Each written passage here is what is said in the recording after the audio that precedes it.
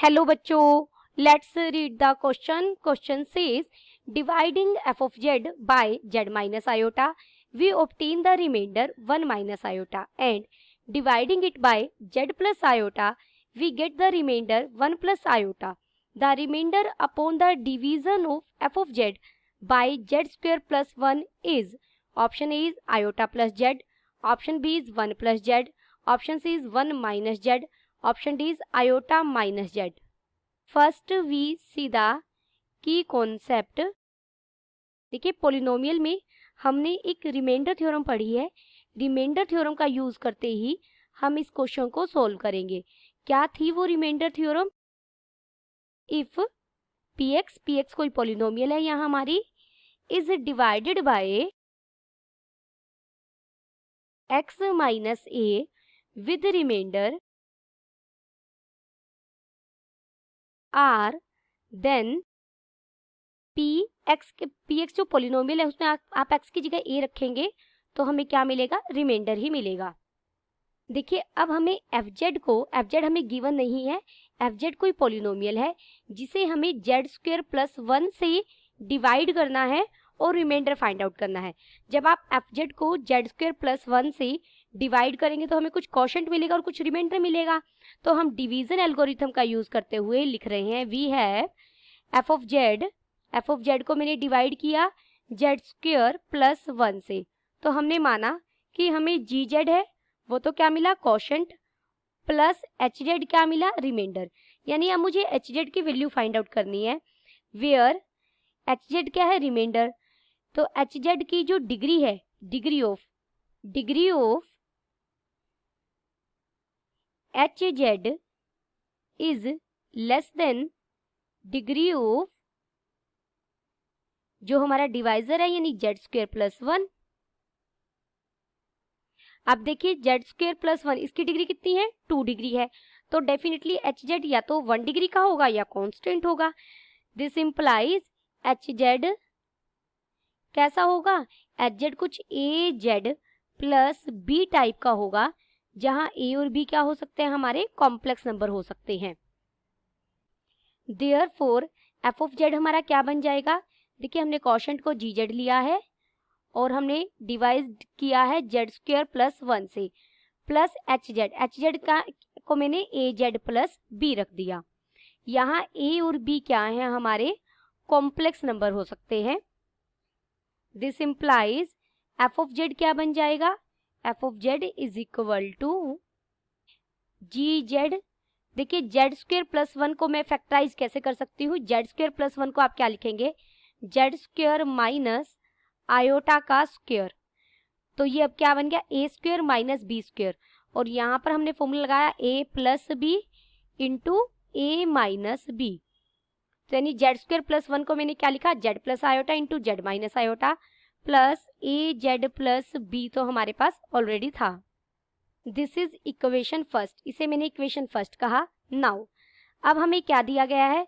F of Z को जब हम जेड माइनस आयोटा से डिवाइड करते हैं तो रिमाइंडर क्या मिलता है? 1 माइनस आयोटा. यानी जेड की जगह जैसे ही मैं आयोटा रखूंगी, जेड की जगह iota, Z minus iota is equal to 0, यानी जेड को आप क्या रखेंगे? आयोटा. जेड को आयोटा रखने पर हमें ये वैल्यू मिलेगी रिमाइंडर थ्योरम से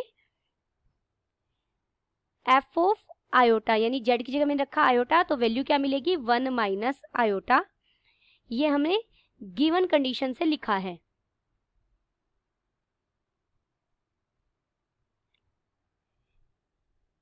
दिस इंप्लाइज आप जेड की जगह आयोटा रख दीजिए. जब यहाँ पर इक्वेशन फर्स्ट में आप जेड की जगह आयोटा रखेंगे यानी एफ ऑफ आयोटा की वैल्यू, तो ये जी ऑफ आयोटा बन जाएगा.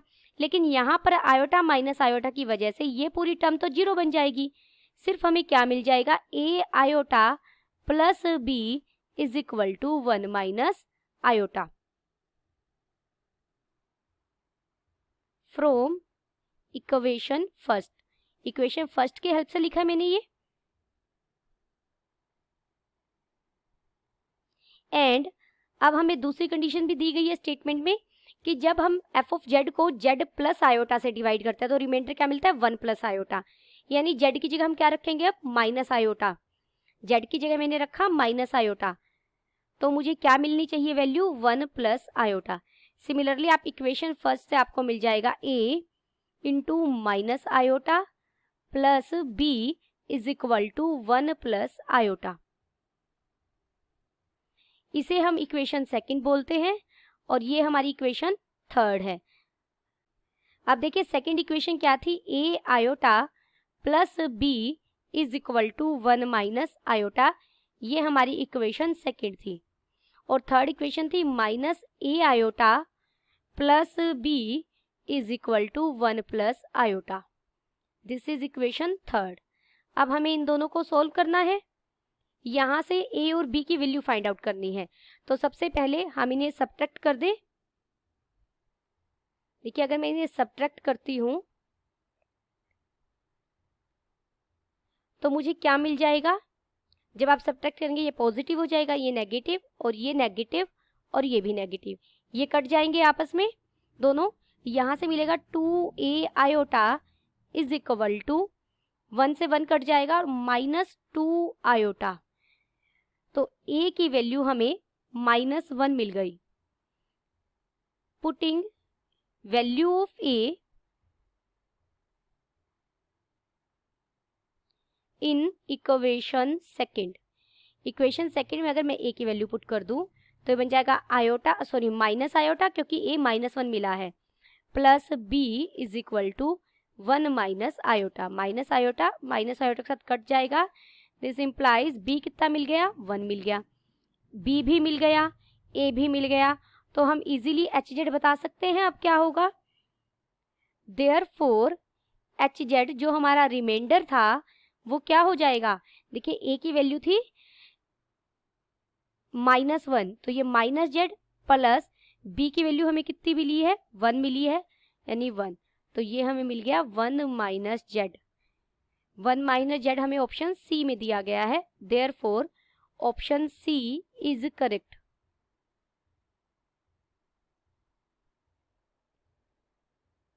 Option C is correct. Hope you understood it well. Best of luck.